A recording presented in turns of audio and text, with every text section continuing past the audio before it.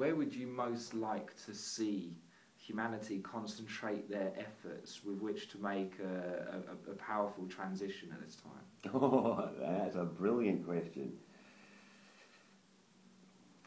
You know, as a species, there's no doubt we're pulling hither and thither in every direction. Everybody's thinking that you know, that their kind of little piece of the puzzle is the most important.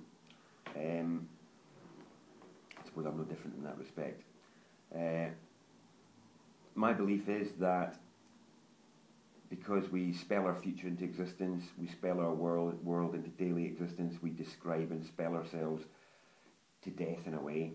I think healing the linguistic framework and the linguistic paradigm is the most important, because until we can start referring to substance and until we can start being precise and incisive and sharp about what we're referring to, i.e. in our spelling, then it's always going to be off the mark.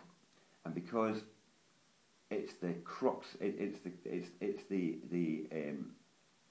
base point of our communication framework is this linguistic thing.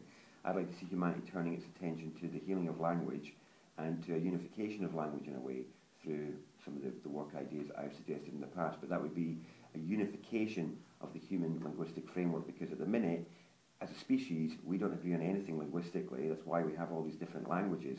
So that means we are divided in a way. In our consciousness, we're divided because we can't understand each other. And I think that's the starting point. So do you actually see an evolution towards a world with one language? It's possible. Yeah, I do actually. I do. Do you not fear there's a loss of culture and diversity in that?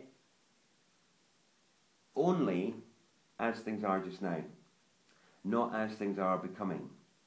This is a really interesting point of the evolutionary paradigm in a way, where at each successive stage in evolution, mankind has sought to externalise his innermost desires. He's sought to manifest his innermost thoughts and innermost experiences. So that is, the innermost desires and the innermost thoughts and experiences are based on our experience in the world.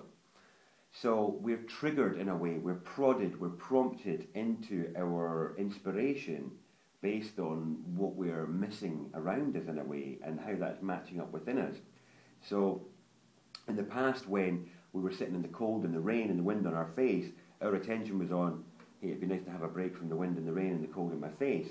So we started to dream forth comforts, and we dreamt forth ways of staying comfortable and warm and all the rest of it. That was when we were in the physical centre of consciousness. As we moved into the emotional, we began to dream forth our innermost desires, and we started to look for not just our creature comforts but our creature indulgences. And we've done an incredible job of manifesting our capacity to enjoy those fruits and those comforts at every corner. Now that we've gone through the realm of the mind and we've explored the different indulgences of mind in terms of its justifications and its descriptions and its discriminations and all these other wonderful functions and spasms that the mind has, people are having a different experience within themselves.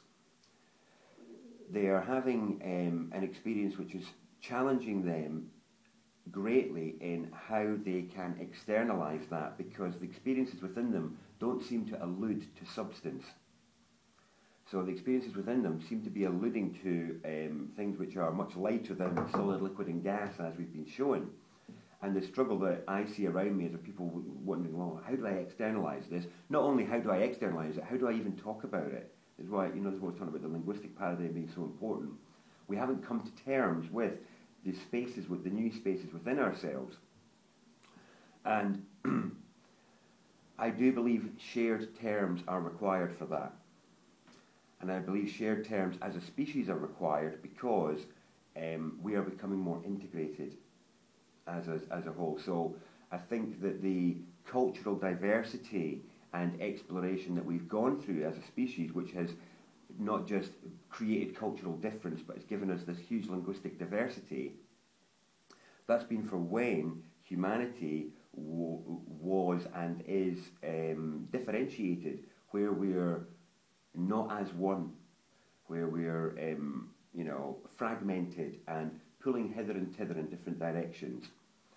That is where we as individuals have come from and are as well. So we're not complete within ourselves. We are not fully in agreement with how we are living our life. We still have an I that wants to do this and an I that disagrees with that, and an I that engages in habit and an I that doesn't, sort of thing. So it's almost like there's parts of us within us that speak different languages. You know, the language of the mind doesn't listen to the language of the emotions, and the language of the body is completely different to that. And I think our languages out in the world are a reflection of that. So for me, when I talk about us possibly, and it is possibly, arriving at a unification of language, which doesn't necessarily mean we all end up speaking the same tongue at first, but certainly as we approach the idea of a unification of language, to me that is a reflection and a manifestation of the unification within that we're seeking. The desire to seek not compromise, but to seek proper intercourse and proper communication and proper relationship between the aspects within ourselves. That's what we're doing. You know, we're seeking peace within, which is, can we stop these aspects within me arguing and judging each other? You know, can we find peace within? And that's about peace without as well. You know, they're completely related. So I don't see it as being a loss of a diversity. I see it as being a discovering of a new type of diversity, but a new type of diversity with shared terms referring to different spaces than the ones that we're familiar with when we're just talking about going to the shops and stuff like that.